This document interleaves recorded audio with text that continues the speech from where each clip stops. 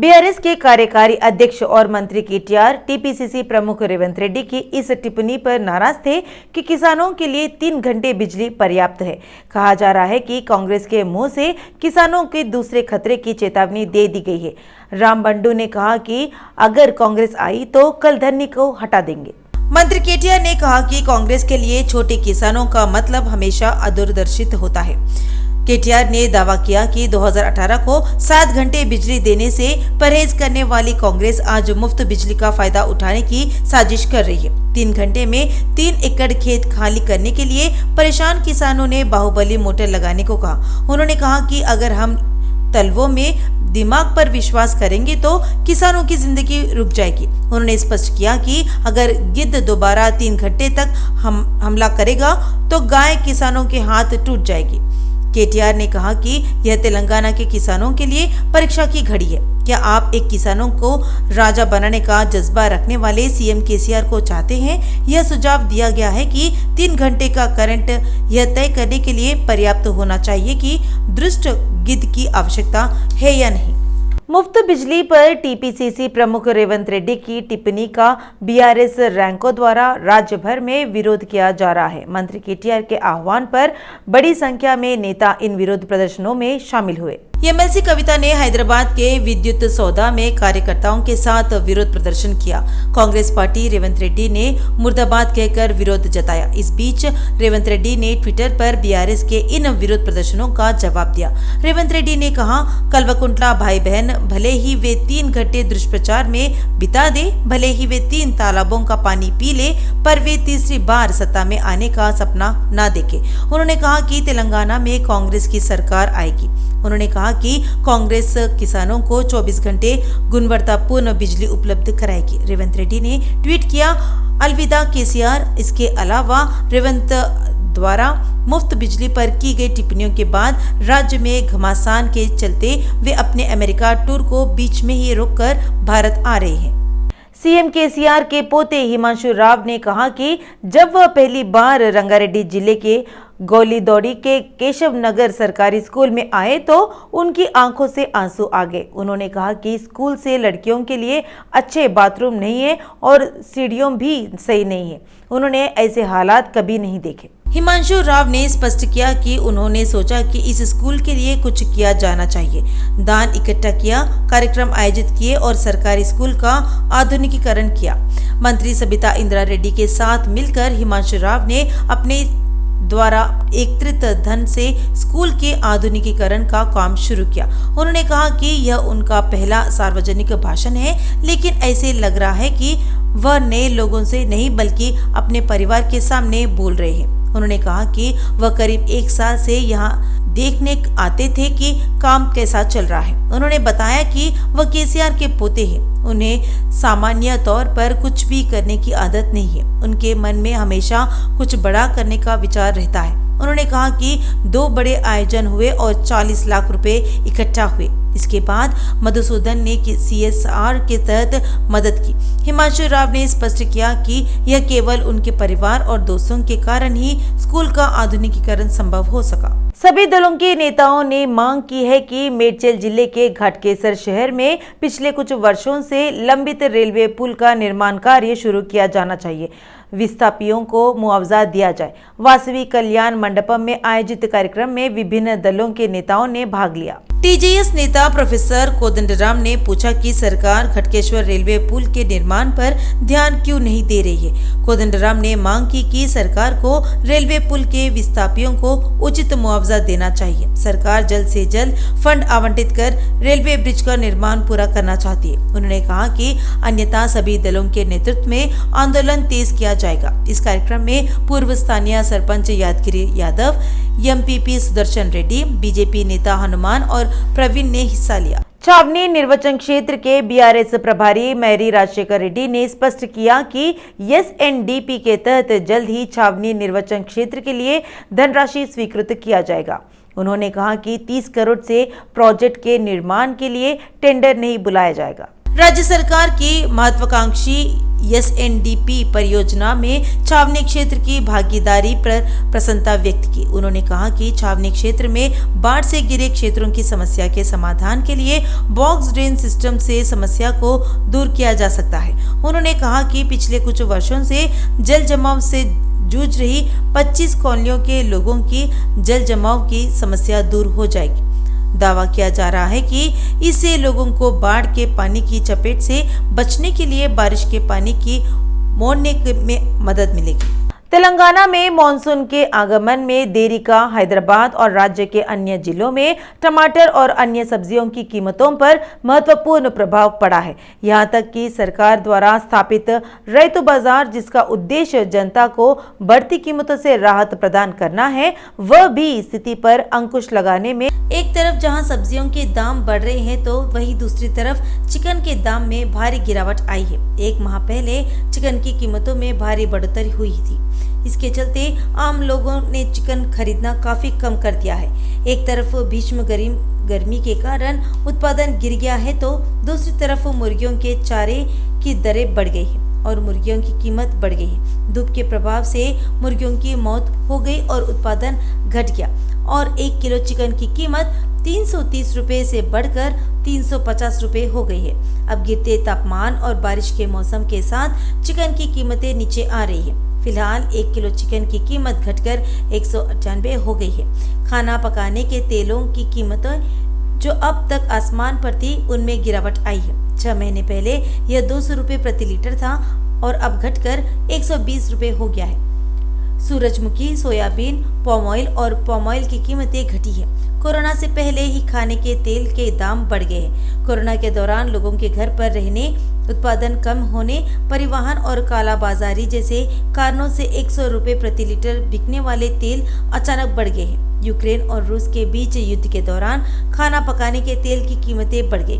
खाना पकाने के तेल की कीमतों में मौजूदा कटौती आम आदमी के लिए राहत देने वाली बात है। बाग अंबरपेट के पूर्व नगर सेवक पद्मा DP रेड्डी ने कहा कि तेलंगाना में ऐसे विकास कार्यक्रम चल रहे हैं जो भारत के राज्य में उपलब्ध नहीं है। PCC अध्यक्ष रेवंत रेड्डी द्वारा की गई अनुचित टिप्पणियों के विरोध में बड़ी संख्या में BRS रैंकों ने अंबरपेट श्री राम चौरस्ता में रेवंत रेड्डी का पुतला जलाया। उन्होंने कहा कि कांग्रेस पार्टी किसानों पर जहर उगल रही है। अगर राज्य सरकार किसानों को 24 घंटे बिजली दे रही है तो रेवंत रेड्डी ने बिजली कटौती के कारण पर सवाल उठाया है। रेवंत रेड्डी की टिप्पणी किसानों का अपमान है। सभी पार्टियों के नेताओं ने सिकंदराबाद कैंटोनमेंट के CEO मधुकर नायक से मुलाकात की। स्थानीय मुद्दों को लेकर CEO को ज्ञापन पत्र सौंपा गया। सभी दलों के नेताओं ने कहा कि समुचित प्रशासन नहीं होने के कारण लोगों को विकट परिस्थितियों का सामना करना पड़ रहा है। सर्वदलीय नेताओं ने खुलासा किया है कि केवल स्थानीय नेताओं के साथ ही दलित निर्वाचन क्षेत्र छावनी को विकास की ओर ले जा सकते हैं। उन्होंने कहा कि अगर केंद्र और राज्य सरकार का बकाया समय पर छावनी तक पहुंचाया जाए तो उस धनराशि से कई विकास और कल्याण कार्यक्रम चलाए जा सकते हैं और दीर्घकालिक समस्याएं दूर भी हो सकती है। उन्होंने कहा कि स्थानीय विधायक के निधन और बोर्ड चुनाव नहीं होने के कारण विकास नहीं हुआ है। पूर्व केंद्रीय मंत्री शिवशंकर के बेटे विजय कुमार ने शिक्षा, चिकित्सा, रोजगार सृजन, महिलाओं की सुरक्षा के नारे के साथ नई पार्टी रैतु राजू की घोषणा की है। उन्होंने कहा कि केंद्रीय चुनाव आयोग की अनुमति से पार्टी की गठन की बैठक इस महीने की 14 तारीख को राजा राजेश्वरी गार्डन सिकंदराबाद में होगी। विजय कुमार ने कहा कि इस सभा में राज्य भर से बड़ी संख्या में युवा और महिलाएं आ रही है। उन्होंने कहा कि पार्टी का नाम तेलंगाना समाज कांग्रेस रखा गया है। उद्घाटन बैठक में पार्टी का झंडा, एजेंडा और नीतियों की घोषणा की जाएगी। उन्होंने कहा कि हमारी पार्टी आर्थिक, सामाजिक और युवा प्राथमिकता के साथ आगे बढ़ेगी। उन्होंने कहा गरीबों और कमजोर वर्गों को राज्य की शक्ति प्रदान करने की अम्बेडकर की महत्वाकांक्षा पार्टी की प्रेरणा है। उन्होंने कहा यह भी कि राजनीति धन का मायाजाल बन गई है। BRS नेताओं ने मेडचल जिले के मलकाजगिरी चौराहे पर रेवंत रेड्डी का पुतला फूंका। BRS नेताओं ने राज्य सरकार द्वारा किसानों को दी जाने वाली मुफ्त बिजली पर रेवंत की टिप्पणियों के विरोध में विरोध प्रदर्शन किया। BRS नेता गुंडा निरंजन ने कहा कि रेवंत रेड्डी की किसानों के प्रति कोई ईमानदारी नहीं है। तेलंगाना सरकार किसानों को 24 घंटे मुफ्त बिजली दे रही है तो कांग्रेस नेताओं ने इस बात पर नाराजगी जताई है कि वे 3 घंटे बिजली दे रहे हैं। मलकपेट विधानसभा क्षेत्र कांग्रेस पार्टी के नेतृत्व में चंचलगुड़ा सब स्टेशन पर सीएम केसीआर का पुतला जलाया गया। इस मौके पर नेताओं ने कहा कि रेवंत रेड्डी की टिप्पणियों को बीआरएस के नेताओं तोड़ मरोड़ कर पेश किया है। रेवंत रेड्डी ने कहा कि गरीबों, कमजोरों और मध्य वर्ग को मुफ्त बिजली प्रदान की जानी चाहिए, लेकिन अमीरों के लाभ के लिए नहीं देना चाहिए। इस बयान को बीआरएस ने तोड़ मोड़ कर पेश किया है। कांग्रेस नेताओं ने कहा कि सीएम केसीआर ने किसानों को पूरी तरह से डुबो दिया है। राज्य के विधानसभा चुनाव जैसे जैसे नजदीक आते जा रहे हैं, राजनीतिक गतिविधियां बढ़ रही है। यह साफ तौर पर देखा जा सकता है कि हर पार्टी राजनीतिक माहौल भुनाना चाहती है जिससे कि उसे फायदा हो। इस सब के चलते अब भाजपा नेता चाह रहे हैं कि विधायक राजा सिंह का निलंबन रद्द कर दिया जाए, जिससे कि वे भी पार्टी की गतिविधियों में शामिल हो सके और इसका पूरा फायदा पार्टी को विधानसभा चुनाव में मिले। आइए इस विषय पर रोशनी डालते हैं।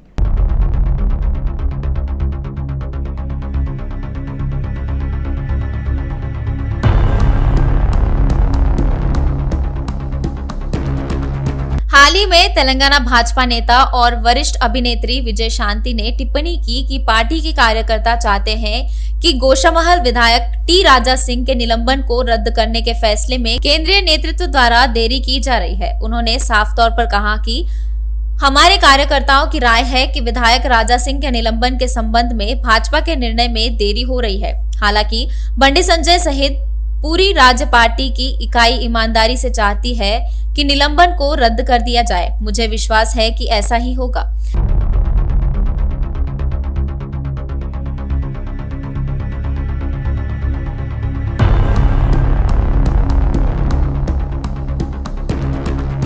केंद्रीय मंत्री और सिकंदराबाद के सांसद जी किशन रेड्डी ने मई में कहा था कि गोशामहल विधायक टी राजा सिंह, जिन्हें पार्टी से निलंबित कर दिया गया था, जल्द ही भारतीय जनता पार्टी भाजपा में वापस आ जाएंगे।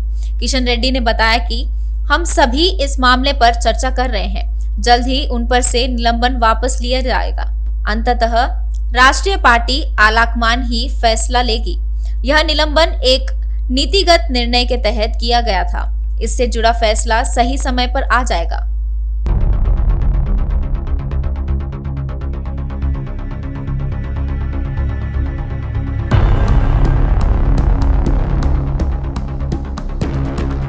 यह तो पता ही है कि हैदराबाद में एक शो आयोजित करने की अनुमति देने के जवाब में पैगंबर मोहम्मद के खिलाफ अपमानजनक टिप्पणी करने के बाद गोशामहल विधायक राजा सिंह को पिछले साल अगस्त में निलंबित कर दिया गया था।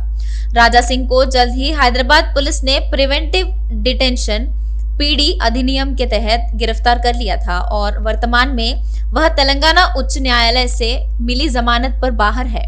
हालांकि उन पर रोक लगाने का आदेश दिया गया है क्योंकि अदालत ने उनकी रिहाई के लिए कुछ शर्तें रखी, जिनमें सार्वजनिक रूप से भड़काऊ टिप्पणियां पारित नहीं करना और सामान्य रूप से सार्वजनिक बैठकें आयोजित करना भी शामिल है। अब देखना यह है कि भाजपा का हाईकमान क्या कुछ तय करता है। वैसे तो यह साफ पता चलता है कि पार्टी चुनाव से पहले उनका निलंबन रद्द करेगी, क्योंकि पार्टी की जीत में उनका अहम रोल हो सकता है। पर क्या और कब होगा, अभी यह कहना मुश्किल है।